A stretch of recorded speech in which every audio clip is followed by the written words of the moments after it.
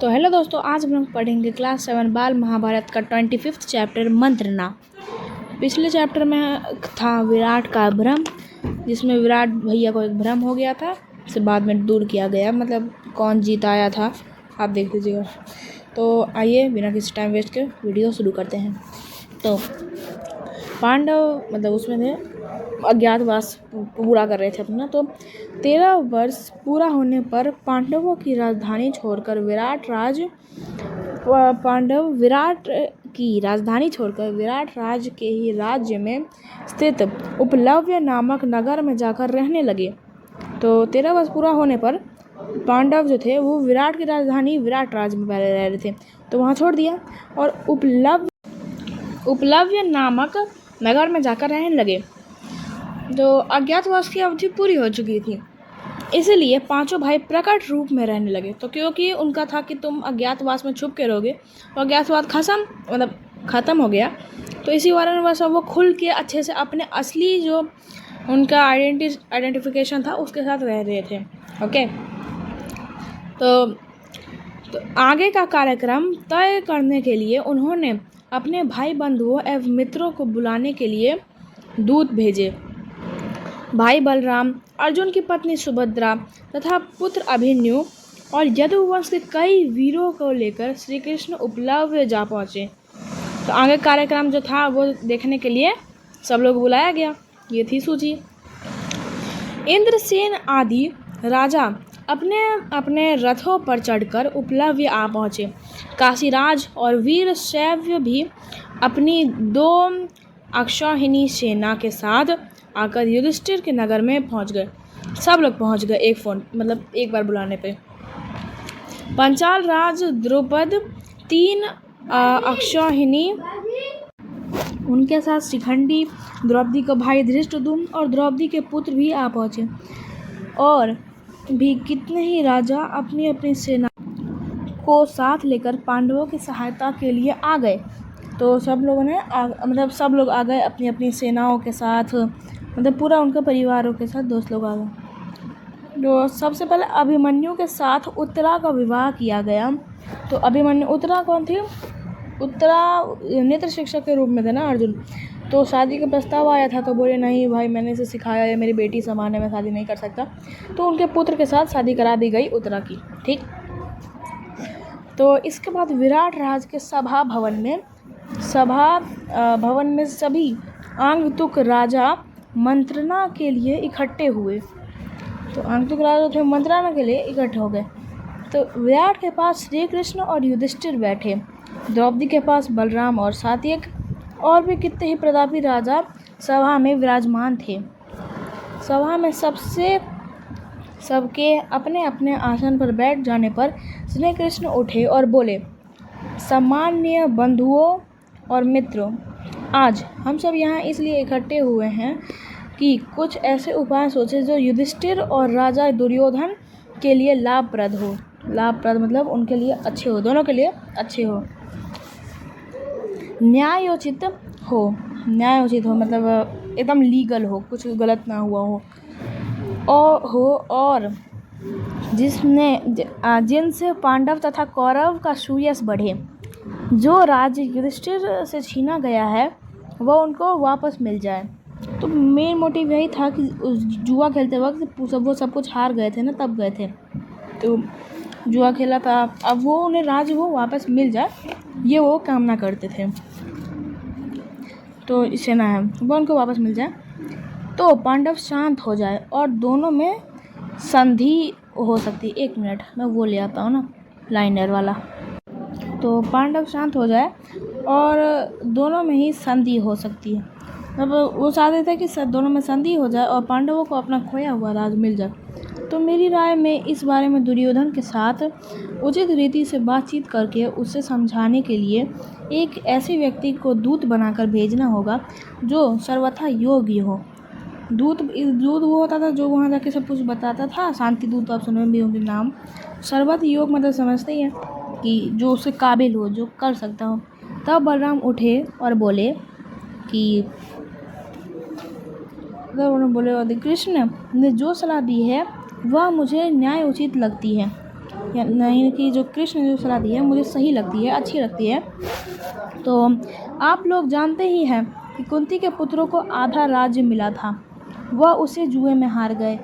अब वे उसे फिर से प्राप्त करना चाहते हैं। यदि शांतिपूर्ण ढंग से बिना युद्ध किए ही वो अपना राज्य प्राप्त कर सके तो उससे न केवल पांडवों बल्कि दुर्योधन तथा सारी प्रजा की भलाई होगी। अब देखो, युद्ध नहीं होगा, शांति से मिल जाएगा तो भाई सही होगा ना। अब क्यों उतना युद्ध करे, यहाँ वहाँ खून बहाए, है कि नहीं? तो भलाई हो जाएगी। तो बलराम के कहने का सार यह था कि युधिष्ठिर को जानबूझकर अपनी इच्छा से जुआ यहाँ था ना, जुआ खेलकर राज गंवाया था। उनकी इन बातों के युद्धकुल का वीर और पांडवों के हितों से सात्विक आग बबूला हो उठा। तो उससे ना रहा गया। वह उठकर कहने लगा, बलराम जी की बातें तो मुझे ज़रा भी न्याय उचित नहीं मालूम होती है। तो वो उठा और बोला कि बलराम की बातें मेरे को न्याय उचित नहीं लगती है, लीगल नहीं लगती है। तो बोला कि युद्ध से बातें मेरे को सही नहीं लगती है। तो मालूम होता है जुआ खेलने पर उन्हें विवश किया गया था, उन्हें फोर्स किया गया था कि वो आए और जुआ खेले। जुआ विवश किया गया और खेल में कपट से हराया गया। कपट इसलिए मतलब छल कपट से हराया गया था। फिर वो इनकी सज्जनता मतलब क्या बोल सकते, एकदम चुपचाप रहे थे, सही बंदे थे, लड़ाई नहीं जाते थे, तो इसलिए की थी। जो प्रण निभाकर उन्होंने खेल की शर्तें पूरी की। दुर्योधन और उनके साथी यह चिल्ल पुकार मचा रहे हैं कि 12 महीने पूरे होने से पहले ही पांडवों को उन्होंने पहचान लिया है। सरासर झूठ है और बिल्कुल अन्याय है। तो मुझे लगता था दुर्योधन लोग बोल रहे थे कि हमने 12 महीने पूरे होने से ही पहले तुमको पहचान लिया है, ये सब वो गलत बता रहे थे इसके हिसाब से। और मेरी राय में दुर्योधन बगैर युद्ध के ही मानेगा ही नहीं, तो शांति दूत जाने का कोई फ़ायदा नहीं था, वो मानेगा ही नहीं इस बात के लिए। तो इसलिए विलंब करना हमारे लिए बिल्कुल नासमझी की बात होगी। बंदे ने बात सही बोली है भाई। सात्यक की इन दृढ़तापूर्ण और जोरदार बातों से राजा द्रुपद बड़े खुश हुए और वो उठे और बोले, सात्यक ने जो कहा वह बिल्कुल सही है, मैं उनका ज़ोरों से समर्थन करता हूँ, मतलब उनके साथ हूँ। शूल्य, धृष्टकेतु, जयद्रथ, कैकई आदि राजाओं के पास अभी से दूत भेज देने चाहिए। इसका मतलब यह नहीं है कि सुलह का प्रयत्न ही न किया जाए, ठीक है, इन्होंने बोला। तो बल्कि मेरे राय में तो राजा धृतराष्ट्र के पास अभी से किसी सुयोग्य व्यक्ति को दूत बनाकर भेजना बहुत ही ज़्यादा ज़रूरी है। इसके बाद राजा द्रुपद के कह चुकने के बाद श्री कृष्ण उठे और बोले, सज्जनों, पांचाल राज ने जो सलाह दी है वह बिल्कुल ठीक है। भैया बलराम जी और मुझ पर कौरवों का जितना हक है उतना ही पांडवों का भी है। हम यहाँ किसी का पश्चाताप करने नहीं बल्कि उत्तरा के विवाह में शामिल होने के लिए आए हैं। हम अब अपने स्थान पर वापस चले जाएंगे। मतलब अब वहाँ मीटिंग का जो मेन मोटिव था वही ख़त्म हो गया। तो द्रुपद की ओर, अच्छा हाँ, एक बात बता दें कि ये जो चैप्टर होगा इसका 2 पार्ट में होगा, तो ये आखिरी पे थे, इसके बाद दूसरा पार्ट आएगा, उसमें पूरा कवर हो जाएगा, ठीक है। तो द्रुपद की ओर देखकर, द्रुपद राज, आप सभी राजाओं में श्रेष्ठ हैं, वृद्धि व आयु में भी बड़े हैं। हमारे लिए तो आप आचार्य के समान हैं। धृतराष्ट्र भी आपकी बड़ी इज्जत करते हैं। द्रोण और कृपाचार्य तो आपके लड़कपन के ही साथी हैं। तो ये बंदा बता रहा है, से कौन था पता नहीं, मैं भूल गया यार, अभी देख के बताता हूँ। वो था श्री कृष्ण। तो लड़कपन के साथी हैं, इसलिए उचित तो यही होगा कि जो कुछ दूत को समझाना बुझाना है वह आप ही समझा दे और उन्हें हस्तिनापुर भेज दे। यदि इसके बाद दुर्योधन न्याय उचित रूप से संधि के लिए तैयार ना हुआ तो सब लोग सब तरह से तैयार हो जाए और हमें भी कहला भेजे। मतलब ठीक है, आप जाइए दूध को वहाँ भेजिए। अगर इफ़ इन एनी केस वो नहीं माना तब भाई फिर मैटर खड़ा हो जाएगा और फिर लड़ना पड़ेगा। तो अरे यार जहाँ कर हाँ ठीक। तो यह निश्चय हो जाने के बाद श्री कृष्ण अपने साथियों सहित द्वारका लौट गए। विराट द्रुपद युधिष्ठिर आदि युद्ध की तैयारियां करने में लग गए। चारों ओर से दूत भेजे गए और सब मित्रों राजाओं को सेना इकट्ठी करने का संदेश भेज दिया गया। पांडवों के पक्ष से राजा लोग अपनी अपनी सेना सज्जित करने लगे। मतलब वो नहीं माना तो युद्ध की तैयारियां होने लगी। इधर से तैयारियां होने लगी, उधर दुर्योधन आदि वे चुपचाप बैठे नहीं थे। वे भी युद्ध की तैयारियों में जी जान से लग गए।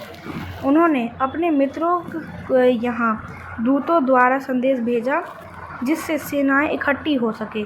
इस तरह सारा भारतवर्ष आगामी युद्ध के कोलाहल से गूंजने लगा।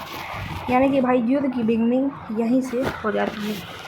तो शांति चर्चा के लिए हस्तिनापुर के दूत भेजने के बाद पांडव और उनके मित्र राजागण जोर से युद्ध की तैयारियों में जुट गए। तो दूत भेज दिया तो वहाँ से भी जोर से युद्ध की तैयारियां होने लगी। श्री कृष्ण के पास अर्जुन स्वयं पहुँचा।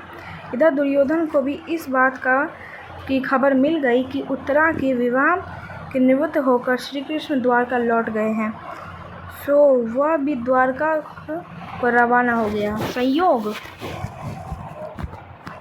की बात है कि जिस दिन अर्जुन द्वारका पहुंचा ठीक उसी दिन दुर्योधन भी वहीं पहुंचा। जिस दिन वो पहुंचा था द्वारका विवाह के कारण, तो दुर्योधन भी उसी दिन पहुंचा था। तो श्री कृष्ण के भवन में भी दोनों एक साथ ही प्रविष्ट हुए। श्री कृष्ण उस समय आराम कर रहे थे। अर्जुन और दुर्योधन दोनों ही उनके निकट संबंधी थे, इसलिए दोनों ही बेकटके शाइन नगर में चले गए। तो दोनों ही बेकटके मतलब बिना किसी झिझक विझक के चले गए वहाँ पे।